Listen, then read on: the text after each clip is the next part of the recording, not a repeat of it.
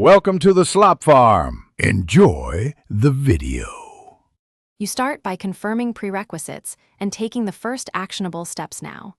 Install the string database client or access the web API, then open your prepared CSV of identifiers. Once done, set your API key or local configuration file and run a quick connectivity test to ensure queries succeed.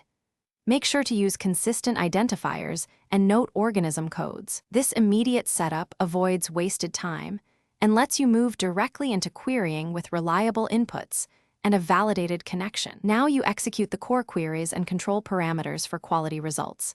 You submit batch lists, keeping requests to 100 to 200 ID, then set species, minimum interaction score, and network depth to limit noise. Once queries return, filter by score and annotate hits with your CSV metadata.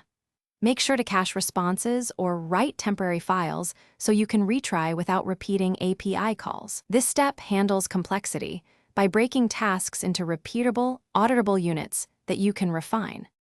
Finish by exporting and validating results, then address common failures. You export edges and nodes with scores, load them into Cytoscape or save CSV/JSON for downstream analysis, and verify that top interactions match expectations.